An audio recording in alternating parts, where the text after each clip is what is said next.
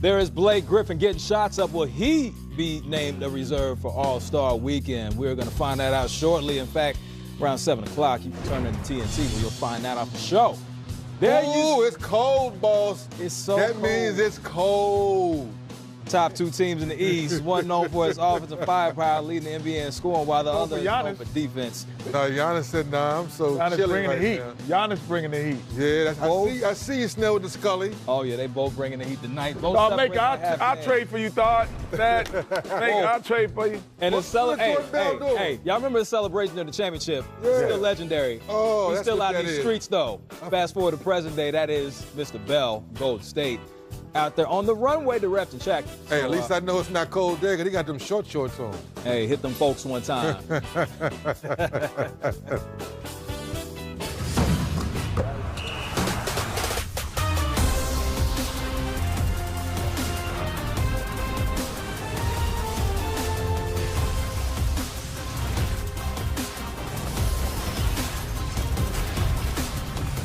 You guys are going to ask about the trade. I can't really talk about it until the trade call is done. According to what I've heard, that could be sometime around 6 o'clock Eastern time. Could be a few minutes earlier, could be afterwards. Other than that, really can't comment on it.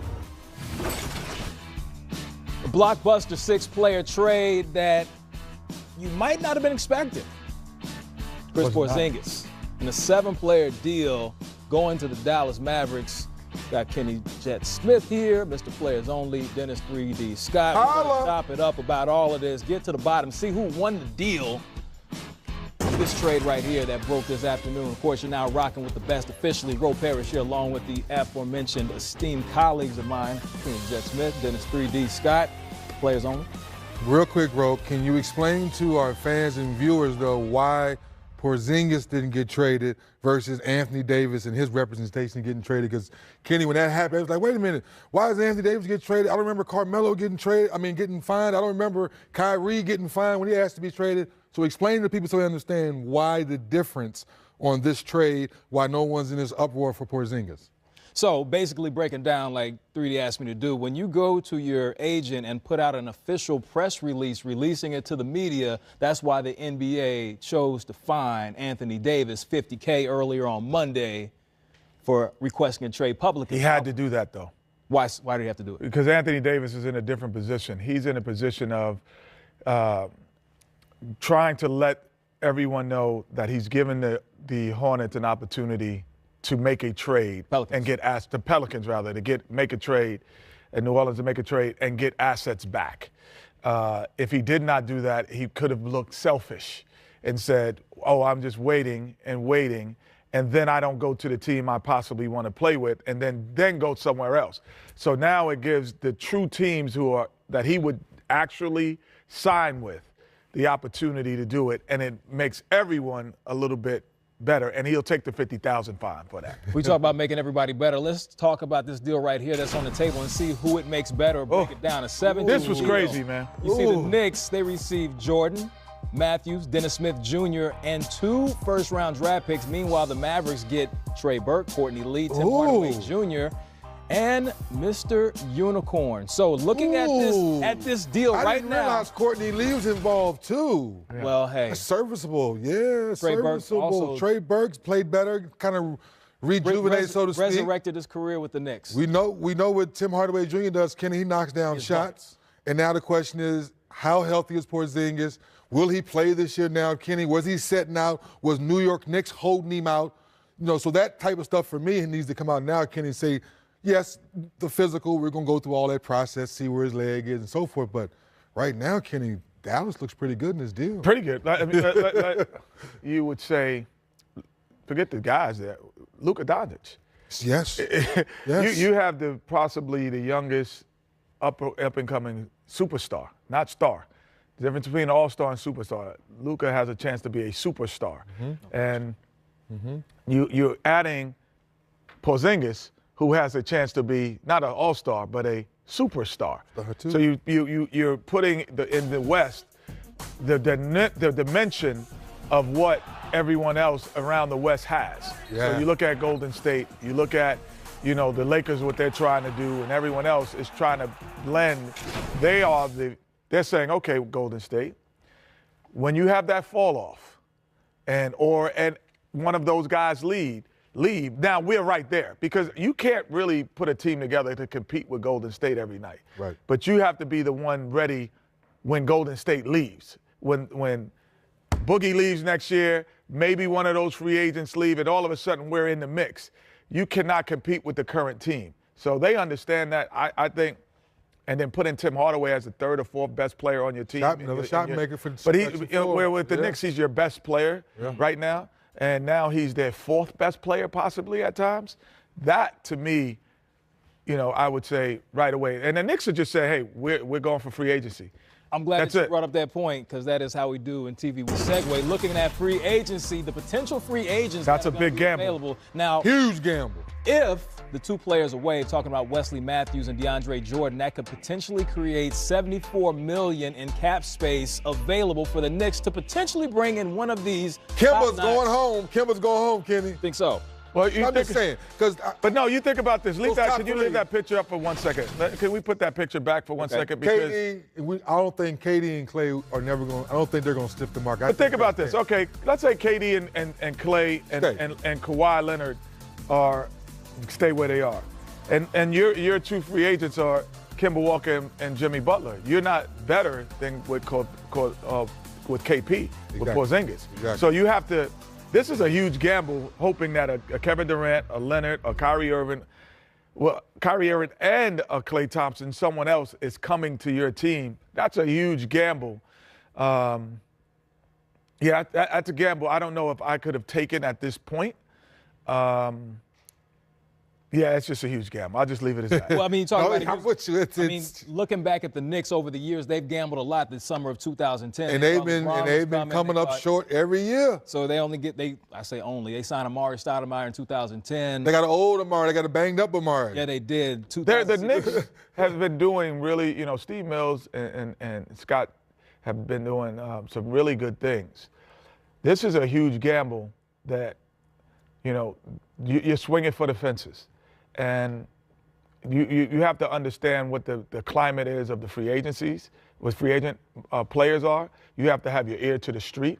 You have to have your ear to the gym. And you have to have your ear to the families. So you have to know a lot to make a move like this, knowing that there is a real strong possibility of what guys are feeling internally. Right. Because this is an internal feeling. Because, you look at Paul George last year. Yep. This guy turned down the Los Angeles Lakers, the storied franchise in the city that is just offers everything that he has, a hometown product, and he stays in Oklahoma. So to make a gamble like this, to me, that the Paul George of last year would make me hesitate on gambling and say, no, I'm going to trade for someone. Right. To get them in and convince them to stay before I try to get them in free agency. Well, the trade that is yet to happen is the one where Anthony Davis exits the Pelicans. The he's out. It hasn't taken place just yet, but Alvin Gentry, he's already over it. To me, to be honest with you, it really pisses me off, if you want to know the truth, if you want me to speak in layman's terms. Because you should ask us if we feel like second-class citizens. And I can tell you right now, that is the farthest from the truth there is. There is nothing that we ask for or we want or anything that they won't give us and Mrs. B won't give us to try to help us win games. So whoever wrote that, you're actually full of shit, if you want to know the truth. Earmuffs, kiddies. So when you hear him say it's like we're a second-class franchise organization, what is that? How do you react to hearing 7 years, man? I think it was 7 years he's been in. 7 years is is that mark for most great players, and they say either I'm going to be here for the rest of my career, or I'm going to move. It has nothing to do with. I don't even think the New Orleans Pelicans being a second-class organization has nothing to do with that. Mm-hmm. They've treated him with the utmost respect. They brought in Boogie Cousins last year. They brought in Nurkic.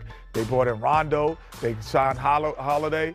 They have made some moves that would be, could possibly put him in position, but it just hasn't. So he's saying this is the 7-year mark, and that is the indicator. I don't even know off the top of my head when Chris Webber was a free agent, when Akeem Olajuwon, like all of these guys from the past, and now you bring LeBron James in his 7th year. What did he like? That's the year when guys say, "I'm gonna stay here forever," or "I'm gonna leave." And that last point, I think this past year, by not bringing back Rondo, we know Boogie's injury kind of made everyone hesitant. I think if you'd have done a few more things, to Kenny's point, and after talking to Rich Paul at the game the other night, that was the deciding factor. In year 7, you're not making the moves that makes us feel comfortable that we want to stay here for our whole career. That's why Rich Paul did what he did. Well, it makes sense so far in those 7 seasons. The Pelicans have only made it to the postseason twice. I don't even think it's the moves, though. And D, I don't think it's the moves that they make. Because I think those moves that they made they were going for it in a sense. It just didn't work out. Now it's like you tried, but it just that wasn't the girl I wanted to take to the prom. Or I even could get to I could even get a prom invitation. Because I didn't get to the playoffs. You couldn't get to dinner. So now it didn't work out. It doesn't have anything to do that you didn't do all of the things. You bought the flowers, you bought the candy, you set up the limousine. It's just nobody. You opened the limousine and nobody was in it. No playoff was inside of that limousine. Right. 3D, any more prom day commentary? No, I think we hit on the head. I just wanted to make sure the casual fan understood. No doubt. We got so much. Twitter, how come all this guy get fined and that? I just want everyone to understand why the process was the way it was. Well, that's what we're here for, to give you knowledge, everything. Trade deadline show is coming up. We are going to have it here for you. Make sure you keep it locked on NBA TV. February. When is that? 6th.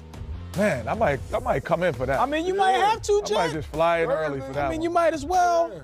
Back-to-back Thursday and Wednesday, we got you covered. Check the times are on your screen. But tonight, that's Giannis. The Bucks have gone 11-3 in January, tied for the best mark in the NBA. They visit the Raptors, who have the 2nd best record at home in the East, 21-4. Who's going to win tonight? It's on TNT. He'll never get traded. Look at Target Center in Minnesota, where right now it is 18 degrees below zero. Ooh. Not inside. I'm complaining about how cold it is in here. It's comfy in the studio here. It was real comfy. Probably comfy there too, but outside 18 below zero as the Grizzlies and Timberwolves get set to go tonight. Jaren Jackson Jr. was a game time decision. He's going to give it a go and continue his excellent rookie season. Recently, Kevin Garnett paid a visit to Jaren.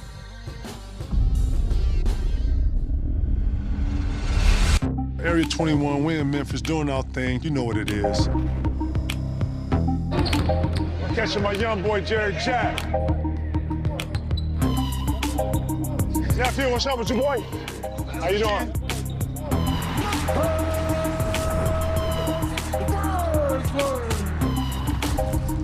Put this down.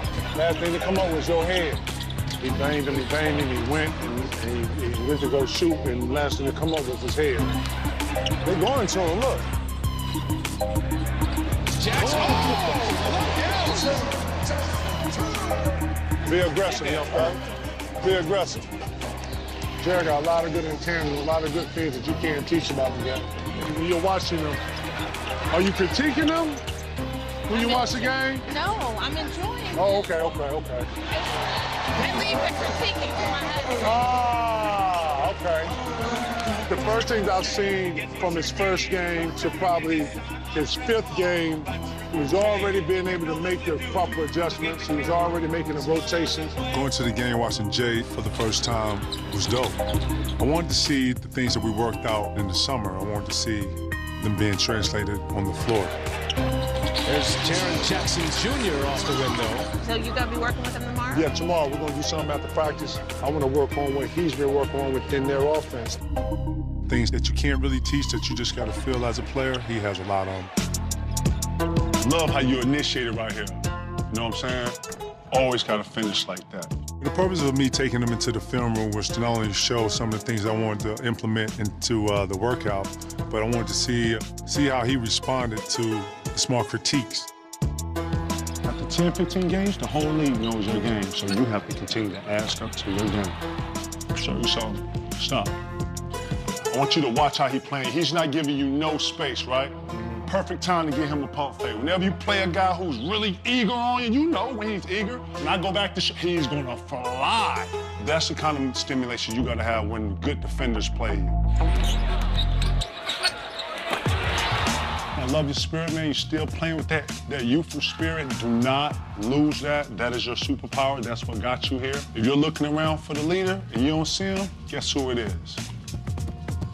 You gotta do it. And that's a tough place to be when you're a rookie, but being positive, you can always be positive, you can always help a guy, you can always give some energy. We just had I just put him in my office and we had that talk. Same conversation. Yeah. Let's head to the court and work on some of this, man. Yep, let's do it. Let your hand be the first thing come up. There you go, nice, Jay. Baseline. Other side. Nice. Baseline. Nice. On defense, to alleviate someone's momentum, meet them early. The best bigs, they don't like that. No, not at all. Not at all. And I'm not saying be overly aggressive. I'm just saying just come up and meet them and ride them over. No, you don't. Be consistent with it, too. The more you do something, the more the rest will let you or give you a little more leeway. He has a work ethic that is a throwback that I'm very appreciative of and I love working with. Respects to Mark and Mike. He is the future. I look forward to him becoming the leader of Memphis. He has a lot more to conquer, and I'm looking forward to being part of that. Jaren Jackson Jr. right now is 5th among rookies in scoring, 3rd among rookies, getting big minutes at least in field goal percentage, 2nd among rookies in block shots right now. Spartan dog. He's got Kevin Garnett coming in, obviously for TV purposes, to come in and give him this advice and whatnot, but it's got to be invaluable to have a mentor, particularly one on your team. Who was it for you guys who kind of showed you the ropes? You know, I would tell you one, it was off the court, and a lot of it was some on the court. I would say it was probably 70-30 because we didn't play my position, but it was Manute Bol. And people would say, Smitty, that was your vet. Yes, it wasn't basketball. Obviously, it wasn't my position. But, I mean, he would grab my ear and twist it about being a professional, what you're doing off the court, how you take care of your body, what does this game mean to you, how quickly it's going to go. And I think on the court, for me, I was fortunate enough growing up in Detroit when the Pistons were at their heyday. I had Joe, Isaiah, and then I went to Michigan State. I had Magic Johnson and George Gervin, Spencer Haywood from my high school. So from a basketball standpoint, I heard it all. That's pretty good. But I would say when I got to the league, that one guy at the beginning was Manute Bol. Manute Bol, it literally grabbed your ears. Yes, and twisted real hard because I wasn't wearing the proper attire, man. Wow. Manute Bol and I once lived on the same street in Connecticut, by the way. Yeah, he occasionally would walk by and, you know, your perspective is completely thrown off. 7'6" guys walking by the Rest house. in peace. Wait, what's going on out there? Who is it for you? You know, like Smitty, it wasn't necessarily somebody who played my position. I think early on, particularly my first year, I had guys like Johnny Dawkins, Mark West, veterans who've been around pros, who kind of showed me what it was like to be a professional. But without a question, it was Joe Dumars. And to have him as a teammate my first 5 years in the league taught me how to be a pro, taught me how to think the game, manage the game. Joe was soft-spoken, wasn't sort of a guy who was speaking every time. But when he did speak, it had a lot of substance behind it. And then what he showed you, how to beat your man, how to defend, how to run screen and roll, just the nuances of the game was invaluable for me. And I always said that, every young player, should have a Joe Dumars type of guy to really kind of help mold you, show you the way, show you the ropes. Obviously, Kevin Garnett, one of the best ever, so that's a great opportunity for Jaren Jackson. But, I had a Hall of Famer player, Hall of Fame person every day. And that really, I think, helped accelerate my learning process and really just understanding how to survive and thrive in this league. Matt, for your broadcasting career, is there a mentor? I worked so many different places. I worked with a lot of people who had great work ethics, and that's a huge Anybody come to mind? Especially in local news. Jack Doles in Grand Rapids, Michigan. You know Grand Rapids well. That was my 3rd TV job. And that guy is still there, does a great job, and he, as much as anybody I ever worked with, showed me what hard work really looked like and what it takes to be really good at that and cover a local area the way he does. Still does a great job. Yep. Glad I got to mention him. Yeah, that's a good question. It is. Jaren Jackson Jr.'s potential mentors in Memphis may be going away. Mike Conley and Marc Gasol, I don't know if they're mentoring him specifically, but they're awfully good players, and they're there for the moment.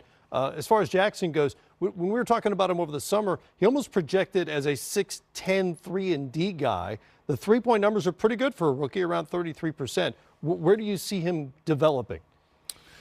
Well, the beautiful part of his game, I think he can develop in so many areas. I mean, he's come in and made an impact right away. As you mentioned, I think having Conley and Gasol has been great for him. But I love his size. He's not afraid to get down low, get in the paint. That high-low sort of combination between him and Gasol has worked wonders. But his shooting is good. I think getting out into the mid-post. I think being able to create more off the draw. I mean, I think he's a kid that you can envision doing all of these things. And then defensively, I mean, I think he has a chance to be, one of these, all-league defensive players with his shot blocking ability, his understanding of the game. Obviously, playing for Coach Izzo, he has a foundation of defense. So his all-around game. Actually, look at KG. I mean, different kind of player, but a guy who can impact the game in so many different ways. I know it's a lot to put on the shoulders of a young man, but in a short period of time, he's shown a lot. Yeah, and I think the comparison you talked about in KG, and I see it because the reason why is KG had 3 skills, and then he had power forward skills. He could defend, he could score. A great guy when you start talking about energy and passion, and that's Jaren Jackson Jr. for me.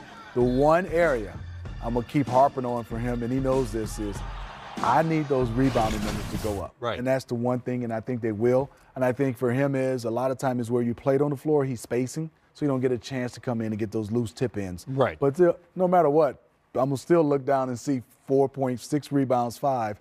That area will go up. And if they do trade Marc Gasol, even in this year, I think that number will go up to 6 or 7. Hard to get offensive boards when you're out at the three-point line. Yes, it is. That's You've got to do it. And defending other fours. Yes. And defending other guys. Defending other fours who are out there. No excuses. Conley and Gasol are still with the Grizzlies for the moment, but they are the elephants in the room until their situations are resolved. If they are this season, of course, both on the trade block, and both are getting asked about it in every city, including tonight, Minnesota. We're just out there, trying to have fun, trying to still, work as hard as we can and compete. And because you never know when it's your last day, and it really puts it in perspective.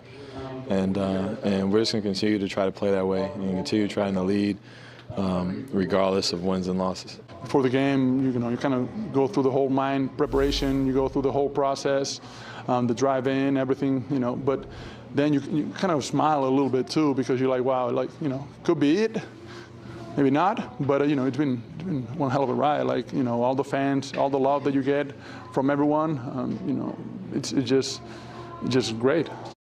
You guys have any sense of how this is going to go?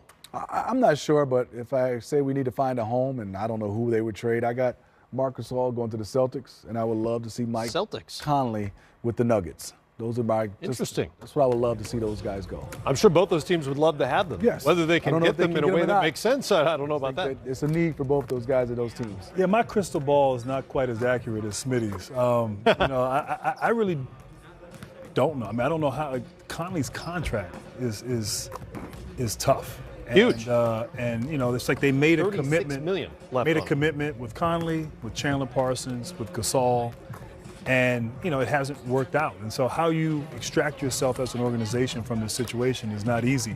Marc Gasol, I think, can help a playoff team. A guy who has great feel, great understanding, knows how to play the game, will fit in, I think, anywhere. And do the best he can, but his contract is tough, and so you have to find willing participants. And so, I think he might be easier to move in terms of where that is. I think it'll be a playoff team, but I can't give you, I really so don't know. You're basically saying, Mike Conley, pay off your house. You're standing there. You're standing there. Let me correct myself, by the way. It's Gasol who has $36 million left, although he could theoretically opt out this summer and maybe do a longer deal with shorter money, as his brother did in San Antonio. That's a possibility. Conley's deal, 2 years after this season and $67 million, left on that contract. Ooh. You mentioned the Nuggets and maybe a destination for him. Who knows? They are in New Orleans tonight, which means the Joker show's in the Big Easy. You see the numbers right there, a shoe-in to be named an All-Star reserve tomorrow night. We want to talk about his passing in particular because he has a chance to be just the second 7-footer to average what he is currently averaging in terms of assists, 7.6 a game. How many big guys have you seen with the kind of passing ability that the 23-year-old Jokic has? Not many, but there have been some that have come before them, and sort of ironically, a lot of them have been from overseas. I think of Sabonis, who you played with. Sabonis is the guy I always think of. Steve, I think of our own Chris Webber. I mean, he was a great passing big man at that high post there, working the cuts in Sacramento. Vlade Divac, but what he's done is sort of to a whole nother level, and sort of a continuation and some from those other guys, and how at such a young age he has such a great feel, so unselfish, really a point center in a lot of ways, and so he's so much fun to watch, and you're right, he will be an all-star, and I'm sure for many more years to come. I'm impressed by the different kinds of games he has from night to night. There's almost no predicting what his stat line will look like in the pregame, right? Because there are going to be nights when he takes 6 shots, and there are other nights when he's going to have to score 25 and distribute 10 assists. And that's the reason why I love for him to have a point guard. Sometimes I wish somebody can get him the easy bucket, and I think sometimes that's the reason why you see those numbers, man. You said it best, and that's the reason I would love to see Mike Conley there, because that's the Marc Gasol of Memphis, and them two, he plays well with guys throwing it off and cutting it, finding Mike Conley. They will work well together. And I just think that's what Denver has to do, because he's asked to be a point guard, and then sometimes we go, oh, well, he only had 12 points. Now we want him to be a point guard. We want him to average triple-double. That's what we're basically saying, because he does have that skill set, and I think that's a lot for him, because they don't have – I love Gary Harris. I love Jamal Murray. Those both are guys who are playing guard, and Will Barton, but they can't get him an easy shot at times. You know, that's scary. I mean, to think Mike Conley with that team. I mean, it's almost like now you start to say, not to say they can beat Golden State, but you like them better in that matchup potentially in the playoffs. You know, the one thing that scares me with Denver is just the lack of sort of playoff experience. This team is talented, but things will change a bit in the playoffs, particularly if they're matching up against the world champions. But if you put a Mike Conley out there, it just gives you a better chance of going against that team. I don't know if you can beat them, but you can definitely play them And tough. also, Grant, I tried to play that point guard position, and we always talk about offensively. On the defensive end, I remember the coaching staff, we'd be down for it. Smitty got to put a little heat on the point guard. Pressure up. Really? 94 feet? I got to pressure up.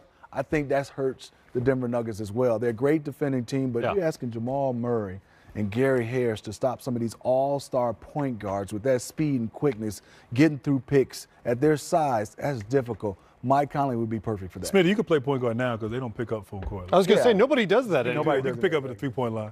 I'd be a .5. I haven't seen anybody do that aside from maybe Avery Bradley and Patrick Beverly in the last 5 years, really. Not too Hardly many people. ever happens. Yes, you're right. Monte Morris, by the way, has been great as the backup point guard in Denver.